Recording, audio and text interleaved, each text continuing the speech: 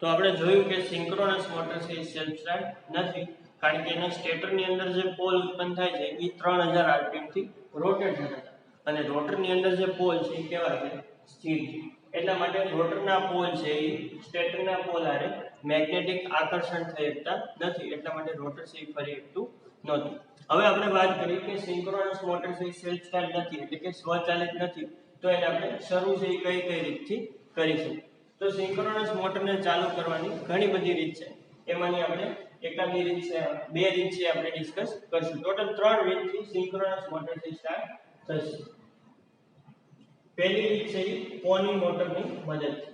Pony મોટરની મદદથી.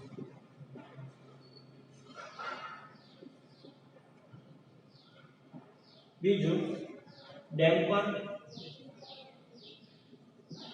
વાઇન્ડિંગની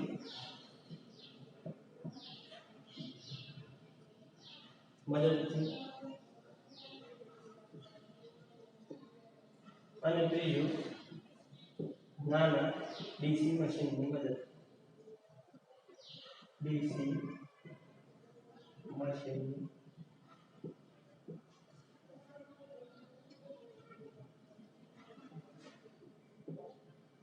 તો સિંક્રોનસ મોટર છે એને 3 રીતે સ્ટાર્ટ કરી શકાય. પોની મોટરની મદદથી, ડેમ્પર વાઇન્ડિંગની મદદથી અને નાના ડીસી મશીનની મદદથી.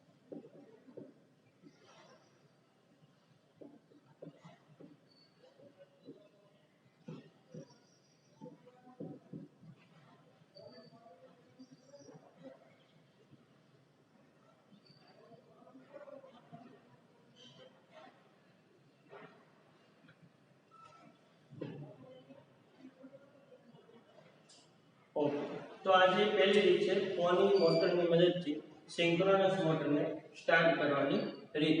આમાં કેવું છે તો કે આપણે આગળ જોયું કે સ્ટેટર જે છે 3 ફેઝ સિંક્રોનસ મશીનનું સ્ટેટર છે, એને જ્યારે 3 ફેઝ એસી સપ્લાય આપણે આપીએ છીએ, 3 ફેઝ એસી સપ્લાય આપે છે, ત્યારે એની અંદર રોટેટિંગ મેગ્નેટિક ફીલ્ડ ઉત્પન્ન થાય છે, એટલે કે ફરતું ચુંબકીય ક્ષેત્ર ઉત્પન્ન થાય છે.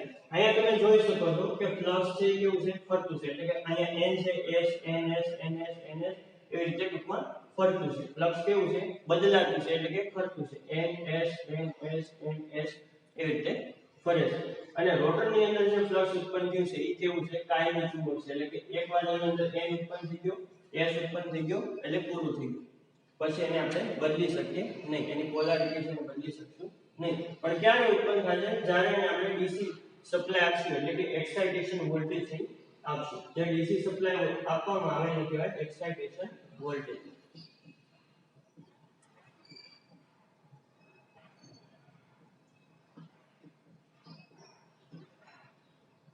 હવે જ્યારે મોટરને સ્ટાર્ટ કરતા હોય ત્યારે પહેલા આપણે 3 ફેઝ એસી સપ્લાય છે સ્ટેટરને આપી દે. સ્ટેટરને જેવો આપણે 3 ફેઝ એસી સપ્લાય આપશું એટલે ત્રણેય ફેઝ 120 ડિગ્રીના તફાવતે હોવાથી રોટેટિંગ મેગ્નેટિક ફિલ્ડ ઉત્પન્ન થશે. આ રોટેટિંગ મેગ્નેટિક ફિલ્ડ સ્ટેટર અને રોટર વચ્ચેના એર ગેપની અંદર જે સ્પીડથી ફરે એ સ્પીડને કહેવાય સિંક્રોનસ સ્પીડ. એટલે કે આ જે ફ્લક્સ છે ns એ જે સ્પીડથી ફરે છે એને કહેવાય સિંક્રોનસ સ્પીડ. રોટર જે છે એના શાફ્ટ અને આપણે એક પોની મોટર એ એક પ્રકારની નાની ઇન્ડક્શન મોટર છે. પોની મોટર એ એક પ્રકારની નાની ઇન્ડક્શન મોટર છે. ઇન્ડક્શન મોટરનો શાફ્ટ અને રોટરનો શાફ્ટ એ બંનેને મિકેનિકલી એટલે કે યાંત્રિક રીતે કપલ કરેલા હશે અને મોટરને હવે આપણે સ્વિચ ઓન કરશું. સ્ટાર્ટિંગમાં આપણને ખબર છે કે સપ્લાય પર રોટર છે એ સ્થિર છે તો રોટરને ફેરવવા માટે આપણે પોની મોટરનો ઉપયોગ કરેલો છે. પોની મોટરની મદદથી રોટર છે એની સ્પીડ છે વધશે. જ્યારે રોટરની સ્પીડ છે સિંક્રોનસ સ્પીડ જેટલી થશે. સિંક્રોનસ સ્પીડ એટલે કોની સ્પીડ? તો કે સ્ટેટરની અંદર જે ફરતું ચુંબકીય ક્ષેત્ર ઉત્પન્ન થયું છે એની સ્પીડ અને રોટરની સ્પીડ બંને એક થઈ જાય ત્યારે આ જે સ્વિચ લગાડેલી છે ડીસી સપ્લાય એ સ્ટાર્ટિંગમાં ઓપન છે. ઓપન છે એટલે રોટરની અંદર એન અને એસ પોલ છે ઉત્પન્ન થયા હશે નહીં. જ્યારે પોની મોટરની મદદથી રોટરની સ્પીડ ફરતા ચુંબકીય ક્ષેત્ર જેટલી થઈ જાય ત્યારે આ ડીસી સ્વિચ છે એને આપણે ક્લોઝ કરશું. જેવી ડીસી સપ્લાયની સ્વિચ છે એને ક્લોઝ કરશું એટલે ફીલ્ડ વાઇન્ડિંગમાંથી ડીસી કરંટ છે પસાર થવા મળશે. ફીલ્ડ વાઇન્ડિંગમાંથી ડીસી પ્રવાહ છે પસાર થવા મળશે અને કાયમી ચુંબક છે ઉત્પન્ન થઈ જશે એટલે કે એન પોલ અને એસ પોલ છે ઉત્પન્ન થઈ જશે.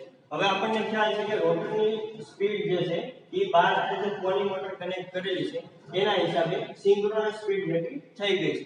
એટલે હવે આની અંદર જેવા કાયમી ચુંબક ઉત્પન્ન થશે અને અહીંયા એસ પોલ છે અહીંયા એન પોલ છે બેની સ્પીડ એક સરખી છે એટલે બે મેગ્નેટિકલી લોક થઈ જાય. એટલે કે સ્ટેટર અને રોટરના પોલ બંને મેગ્નેટિક લોક એટલે કે ચુંબકીય આકર્ષણથી થઈ જાય. ત્યારબાદ આપણે પોની મોટર છે એને શાફ્ટથી ડિસ્કનેક્ટ કરી દેવું એટલે કે છૂટી પાડી દેવું. તો રોટર છે સ્ટેટરનો ફ્લક્સ જે સ્પીડે ફરે છે એટલી સ્પીડે રોટર છે ફરવા મળશે. આપણને ખ્યાલ છે કે સ્ટેટરનો ફ્લક્સ છે કઈ સ્પીડે ફરે છે તો કે સિંક્રોનસ સ્પીડ. કારણ કે ફરતા ચુંબકીય ક્ષેત્ર છે એની સ્પીડને કહેવાય સિંક્રોનસ સ્પીડ. તો રોટર છે એ પણ સ્ટેટરની જેટલી સ્પીડે ફરે છે એટલા માટે રોટર છે એ પણ કઈ સ્પીડે ફરશે સિંક્રોનસ સ્પીડ. તો આ પ્રકારની મોટરને કહેવાય સિંક્રોનસ મોટર. એને ચાલુ કરવા માટે આપણે પહેલી રીત એટલે કે પોની મોટરનો ઉપયોગ કર્યો. પોની મોટર એક પ્રકારની નાની ઇન્ડક્શન મોટર છે. સૌપ્રથમ ઇન્ડક્શન મોટરને આપણે રોટરના શાફ્ટને જોડી અને રોટરને આપણે સિંક્રોનસ સ્પીડ અથવા તો ફ્લક્સની સ્પીડ જેટલી સ્પીડે લઈ જવાની ટ્રાય કરીએ.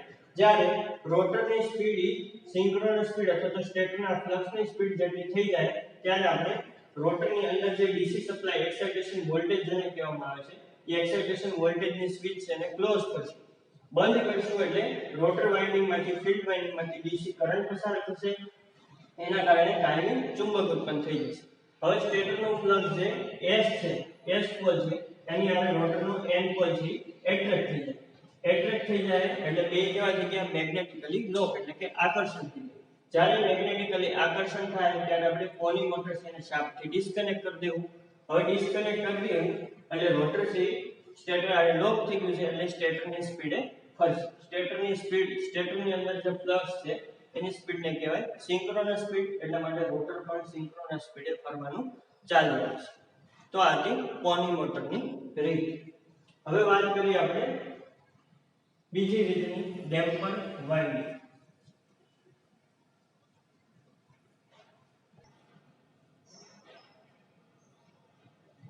ડેમ્પર વાઇન્ડિંગની રીત.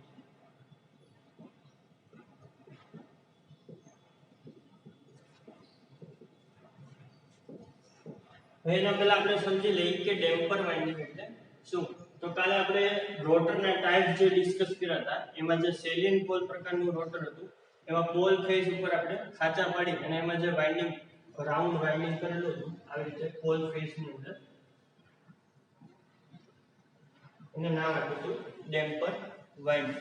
જે રોટરનું ઓસિલેશન એટલે એ એકની એક સ્થિતિમાં બદલતું હોય, એકની એક જગ્યાએ ઓસિલેટ થાય, એને ઓછું કરવા માટે, ડેમ્પ કરવા માટે આપણે આનો ઉપયોગ કરતા.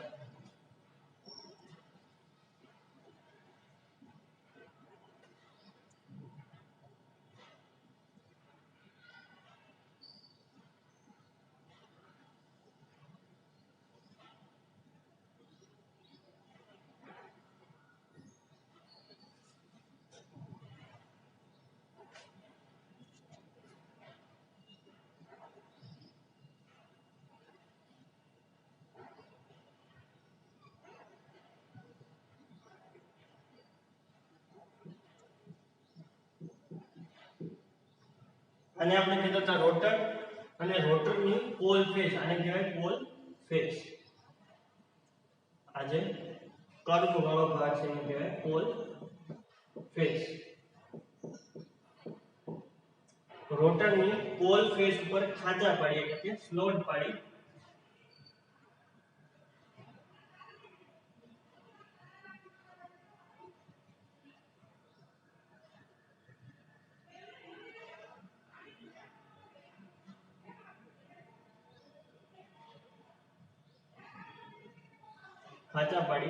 અને જે કોપરના બાર લગાડવામાં આવે એને કહેવાય ડેમ્પર વાઇન્ડિંગ.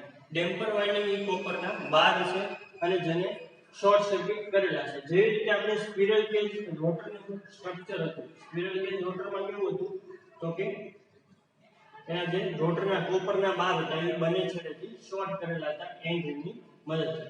એવી જ રીતે ડેમ્પર વાઇન્ડિંગ છે એ એના કોપરના બાર જે પોલ ફેઝની અંદર બેસાડી અને એને એન્ડ રિંગથી શોર્ટ કરેલા છે. એટલે એક પ્રકારનું સ્પિરલ કેજ રોટર પ્રકારનું વાઇન્ડિંગ છે એવું આપણે કહી શકીએ. બરોબર, પોલ ફેઝ ઉપર ખાંચા પાડી અને બેસાડવામાં આવે છે. આ રોટરનો ભાગ છે.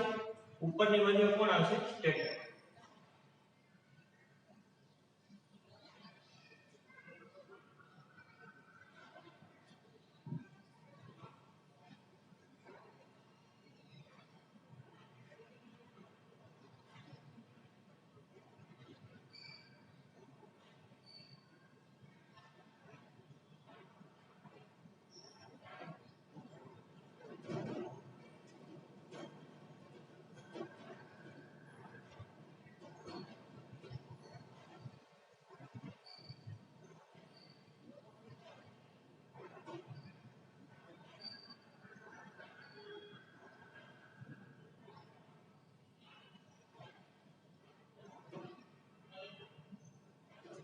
આ જે ભાગ છે એને કહેવાય સ્ટેટર અથવા તો આર્મેચર. હવે આપણને ખ્યાલ છે કે આર્મેચરની અંદર 3 ફેઝ વાઇન્ડિંગ છે વિચારેલું હશે, એટલે કે A1 A2 એના પછી 120 ડિગ્રીએ B1 B2 અને એના પછી 120 ડિગ્રીએ C1 C2.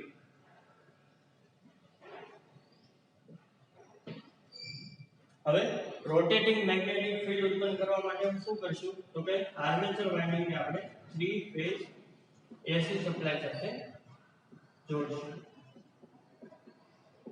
રોટર છે સ્ટાર્ટિંગમાં કેવું છે? સ્થિર છે, કારણ કે સિંક્રોનસ મોટર છે સેલ્ફ સ્ટાર્ટ નથી. હવે જ્યારે આર્મેચર અથવા તો સ્ટેટરને 3 ફેઝ AC સપ્લાય આપશું ત્યારે આર્મેચરના વાહકમાંથી કરંટ પસાર થશે.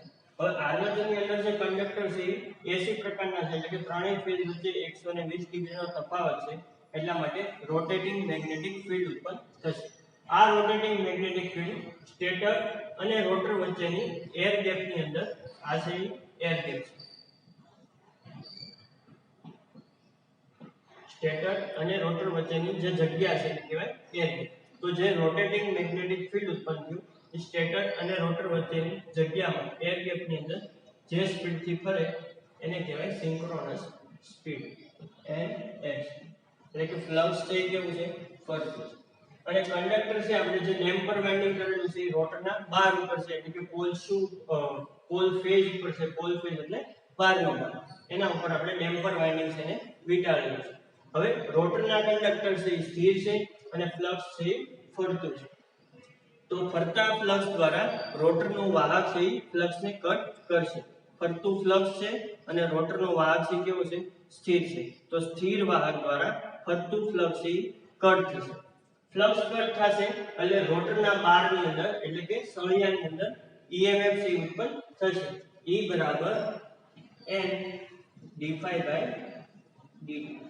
ઇલેક્ટ્રોમેગ્નેટિક ઇન્ડક્શનના સિદ્ધાંત પ્રમાણે ફ્લક્સ ફરતું ફ્લક્સ છે જો સ્થિર વાહકને કટ કરતું હોય તો સ્થિર વાહકની અંદર વોલ્ટેજ છે ઉત્પન્ન થશે.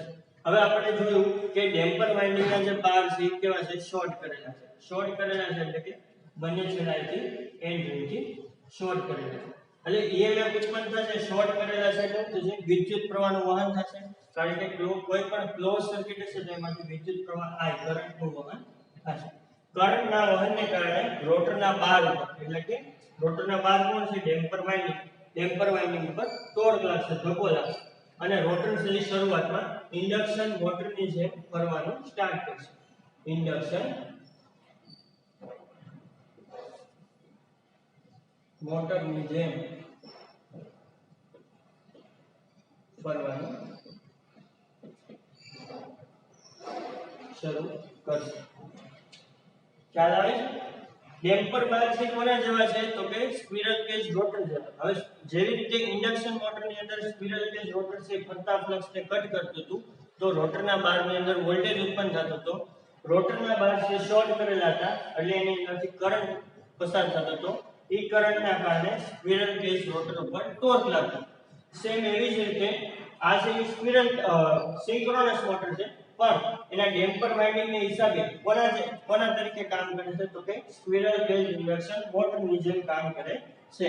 અને શરૂઆત જ્યારે થતી છે એટલે કે સ્ટાર્ટ થતું છે ત્યારે ઇન્ડક્શન મોટરની જેમ ફરવાનું સ્ટાર્ટ કરશે.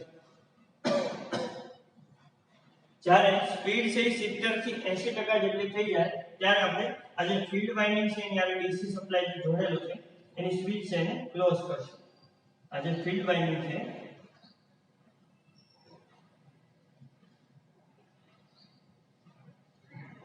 એની સાથે આ DC વોલ્ટેજ જોડેલો છે એ સ્વિચને આપણે ક્લોઝ કરશું. જેવી સ્વિચને આપણે ક્લોઝ કરશું એટલે પોલમાંથી DC કરંટ છે પસાર થવાનો છે. ફીલ્ડ વાઇન્ડિંગમાંથી DC કરંટ છે પસાર થશે. ફીલ્ડ વાઇન્ડિંગમાંથી DC કરંટ પસાર થશે એટલે આની અંદર કાયમી ચુંબક છે ઉત્પન્ન થશે. પોલની અંદર કાયમી ચુંબક છે ઉત્પન્ન થશે.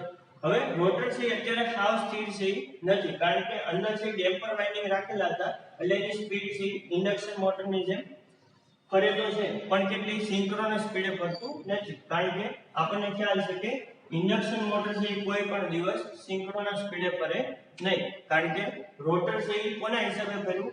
રોટેટિંગ મેગ્નેટિક ફિલ્ડના હિસાબે. તો કોઈ દિવસ એની સ્પીડ છે રોટેટિંગ મેગ્નેટિક ફિલ્ડ જેટલી હશે નહીં પરંતુ એની નજીકની સ્પીડ હશે. એટલે કે ધારો કે રોટરની અંદર આવી રીતે અહીંયા NS પોલ બને છે ફરતા છે તો સ્ટેટરની અંદર તો રોટર પણ હવે સ્પીડ ઉપર છે પણ એની સ્પીડ કેવી છે? સિંક્રોનસ કરતા ઓછી છે એટલે કે થોડીક એવી ઓછી હશે. તો આ જે N પોલ છે એક્ઝેક્ટ આર્મેચરના S પોલની નીચે નહીં હોય પણ થોડુંક એવું કેવું છે? ત્રાંસમાં છે. આ S પોલ છે આર્મેચરનો અહીંયા છે અને અહીંયા રોટરનો N પોલ છે એટલે કે એક્ઝેક્ટ છે નીચે આવતા નથી. કારણ કે સ્પીડ છે એ એક્ઝેક્ટ કેવી છે? સિંક્રોનસ નથી. સિંક્રોનસ સ્પીડ કરતા કેવી છે? ઓછી સ્પીડ છે. એટલા માટે રોટરનો N પોલ છે એ આર્મેચરના S પોલની એક્ઝેક્ટ નીચે આવતો નથી પણ એના કરતા કેવો છે? થોડો ત્રાંસમાં. પરંતુ બે વચ્ચે બહુ ઝાઝો ડિફરન્સ હોવાને લીધે બંને વચ્ચે શું થાય? આકર્ષણ થાય અને પરિણામે રોટર છે એ સિંક્રોનસ સ્પીડ એટલે કે ફ્લક્સની સ્પીડે ફરવાનું સ્ટાર્ટ કરશે. તો આ રીતે ડેમ્પર વાઇન્ડિંગની મદદથી શરૂઆતમાં આપણે ઇન્ડક્શન મોટર તરીકે સિંક્રોનસ મોટરને સ્ટાર્ટ કરશું. જ્યારે એની સ્પીડ 70 થી 80% જેટલી થઈ જાય ત્યારે આપણે DC એક્સાઇટેશન વોલ્ટેજને શરૂ કરશું જેથી કાયમી ચુંબક N અને S છે એ બની જશે અને પછી N અને S છે એ આર્મેચરના S પોલ સાથે એટ્રેક્ટ થઈ જાય અને મેગ્નેટિક બ્લોકિંગ પ્રમાણે સિંક્રોનસ સ્પીડે ફરશે.